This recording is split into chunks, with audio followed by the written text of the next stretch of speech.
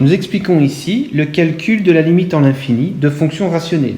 Alors, fonctions rationnelles, c'est-à-dire des fonctions qui s'écrivent comme le quotient de deux polynômes. Et donc, l'objectif ici est de pouvoir calculer la limite en plus et moins l'infini, c'est-à-dire lorsque x prend des valeurs extrêmement grandes ou extrêmement petites d'une telle fonction. Comment se comporte une telle fonction aux infinis? Nous avons déjà rencontré un premier exemple de fonction rationnelle dans l'UAA sur les fonctions de référence, en l'occurrence la fonction 1 sur x. Donc revenons quelques instants au graphique de cette fonction. Graphique de la fonction 1 sur x qui présente plusieurs caractéristiques, mais notamment, on le rappelle encore une fois, l'asymptote horizontale d'équation y égale 0. Nous reviendrons plus en détail sur les asymptotes horizontales dans une autre vidéo. Lorsque l'on déplace un point sur la courbe, un point abscisse positive, et que l'on donne à ce point des abscisses positives de plus en plus grandes, donc lorsque l'on attribue à la variable x des valeurs de plus en plus grandes, on remarque que les ordonnées du point tendent vers 0, sont de plus en plus proches de 0. Les images par la fonction sont de plus en plus proches de 0.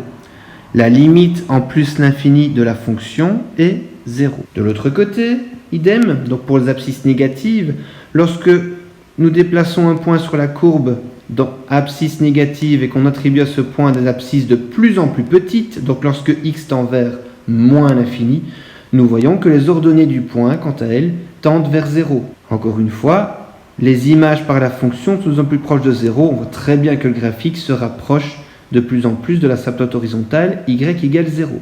Donc, la limite en moins l'infini de la fonction est elle aussi 0. On écrit tout ça. La limite, lorsque x tend vers plus l'infini, on garde le code couleur plus l'infini en rouge moins l'infini en vert, de la fonction 1 sur x, mais en réalité c'est 1 divisé par une quantité se rapprochant de plus ou moins l'infini, donc de plus en plus grande, de plus en plus petite, nous obtenons 0. Résultat un peu surprenant, mais pourtant, lorsque l'on divise 1 par un nombre extrêmement grand ou extrêmement petit, nous obtenons une réponse de plus en plus proche de 0. Premier résultat que nous allons garder à l'esprit. Deuxième exemple, la fonction x carré moins x plus 4, donc je vais écrire tout de suite limite. Limite lorsque x tend vers plus et moins l'infini, donc je disais x carré moins x plus 4 sur 2x cube moins 1. Alors, nous avons dit précédemment qu'étudier le comportement aux infinis de polynômes revenait finalement à ne sélectionner que les termes de plus haut degré. Donc, nous sélectionnons le terme de plus haut degré au numérateur x carré. Nous sélectionnons de même le terme de plus haut degré au dénominateur 2x cube. Et donc ceci, x carré en plus ou moins l'infini, c'est-à-dire un nombre infiniment grand ou infiniment petit au carré, ça va finalement donner un nombre infiniment grand. Au carré, ce sera toujours positif. Au dénominateur, 2 fois un nombre infiniment grand ou infiniment petit au cube, l'exposant 3 ne va rien changer quant au signe, mais évidemment, nous allons toujours obtenir un nombre soit extrêmement grand, soit extrêmement ou infiniment petit. Donc, en résumé, nous obtenons infini sur infini. Infini sur infini, c'est quelque chose d'un petit peu particulier, c'est ce que nous appelons un cas d'indétermination, souvent abrégé en CI. Alors pourquoi indétermination? Parce que, comme son nom l'indique, nous ne pouvons pas deviner, prédire la réponse a priori du calcul de limite. Nous allons voir au moyen de divers exemples que l'infini sur l'infini peut mener à plusieurs types de réponses différentes. Alors, tentons de résoudre ce petit problème. Nous en sommes à la limite en plus et moins l'infini de x carré sur 2x cube. Nous pouvons sans aucun problème simplifier ce qui peut l'être, à savoir x carré au numérateur, nous enlevons x carré au dénominateur également, il reste, après simplification, la limite lorsque x tend vers plus ou moins l'infini de 1 sur 2x. Ce qui veut dire que nous allons diviser 1 par un nombre 2 fois infiniment grand ou infiniment petit, c'est-à-dire nous allons diviser 1 par un nombre infiniment grand ou infiniment petit. Reprenons ce que nous avons dit il y a quelques instants au premier exemple. 1 divisé par plus ou moins l'infini, ça nous donne 0.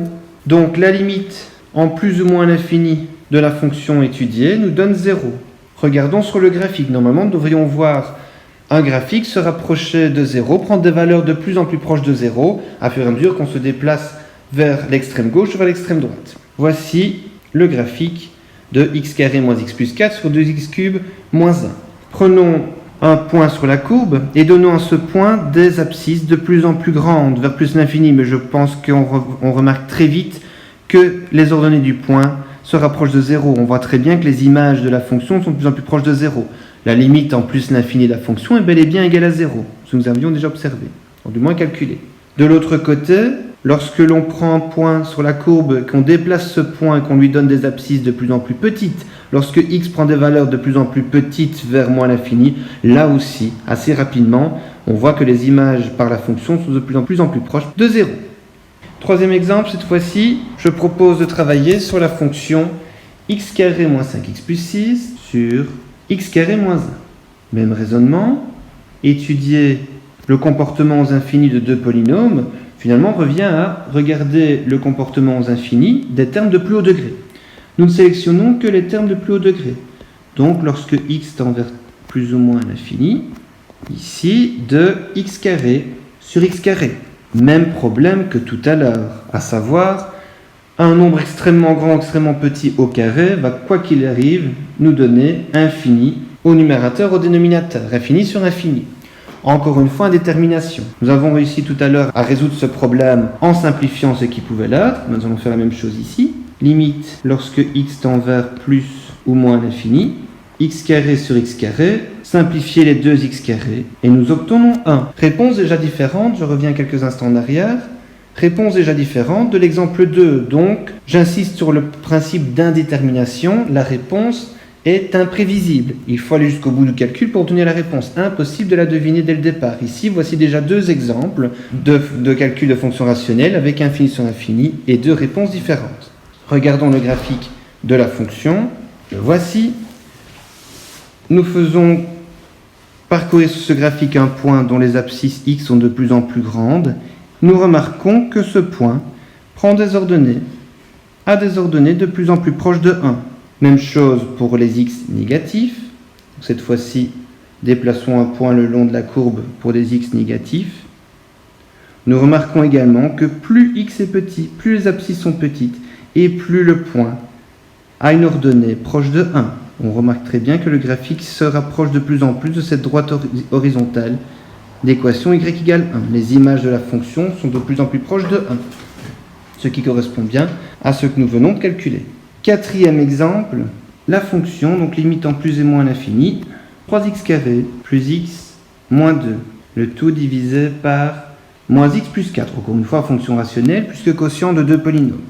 Même principe, nous ne gardons que les termes de plus haut degré, donc x qui tend vers plus ou moins l'infini, je sélectionne les termes de plus haut degré, 3x carré sur moins x. Même constatation que les exemples précédents. 3 fois un nombre extrêmement petit ou extrêmement grand au carré va nous donner un nombre extrêmement grand, l'infini. Moins x en plus et moins l'infini, mais lui aussi va donner l'infini, que ce soit plus ou moins, peu importe. Nous obtenons encore une fois la même indétermination, infini sur infini. Alors infini sur infini, nous pouvons simplifier un facteur x au numérateur et au dénominateur. Nous obtenons limite lorsque x tend vers plus et moins l'infini de moins 3x. Alors moins 3x, c'est-à-dire moins 3 fois un nombre extrêmement grand ou extrêmement petit. Eh bien, attention au signe, mais nous allons obtenir ici moins 3 fois plus l'infini, moins 3 fois moins l'infini, plus l'infini. Autrement dit, lorsque l'on donne à la variable x des valeurs extrêmement grandes ou extrêmement petites, eh bien la fonction, elle aussi, prend des valeurs extrêmement grandes, extrêmement petites, et ne semble pas se stabiliser vers un réel bien précis, comme 1 dans l'exemple 3 ou 0 dans l'exemple 2. Encore une fois, illustration du concept d'indétermination. 3 indéterminations infinies sur infini et 3 réponses différentes. Pour terminer cette explication, jetons un coup d'œil sur le graphique de cette fonction. Alors, je vais sélectionner le bon graphique. Le voici. Peut-être enlever la droite horizontale. Donc, voici le graphique de notre fonction rationnelle. Et même principe, hein, lorsque l'on déplace un point le long de la courbe et qu'on donne à ce point des abscisses de plus en plus grandes, très rapidement, les images par la fonction tendent vers plus l'infini. De l'autre côté, lorsque l'on déplace un point de la courbe, dans les x négatifs, donc on donne à ce point une abscisse de plus en plus petite, très rapidement, les images de ce point, les ordonnées de ce point, sont de plus en plus grandes.